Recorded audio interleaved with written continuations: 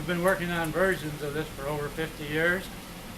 When we first began way back in the early 50s, we were using a different system. We were able to triple the mileage. We primarily used a model after a fellow by the name of Charles Pogue. I'll tell you a little story about Charles Pogue. He saved us during the Second World War, but nobody knows his name. How did he do that? He took his Pogue carburetor, they put it on the tanks. We were losing the war to Rommel in the Sahara Desert. Rommel was a desert fox. We were losing the war.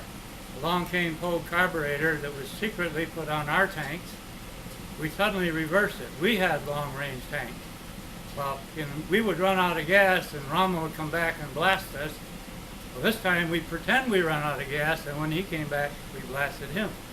So that turned the tide of the Second World War. Now, after the war, they took all those carburetors off and hit them up. And one of my buddies, I wasn't quite old enough to be there. I was in my teens, and my buddy that was in the service brought me back a Pogue carburetor in a bag, in a duffel bag. And ever since then, I've seen the vision of changing the world and cutting our dependency upon oil and stop polluting our planet. When I first did Pogue carburetor, we had an interesting story there because Pogue was under siege for a long time, and he was sworn to secrecy and given a trust fund, so he couldn't tell me too much, but he did share indirectly some secrets, because when I guessed what he was doing, which nobody knew what he was doing, he used a platinum catalyst reactor along with what he was doing. And that was over 100 years ago, nearly 100 years ago. But anyways, so we're picking up we're riding on the coattails of our pioneers, who were many, Pogue being one, Tom Ogle being another. Tom Ogle had his Oldsmobile, Ogle's Oldsmobile. He drove 100 miles per gallon and disappeared into the sunset.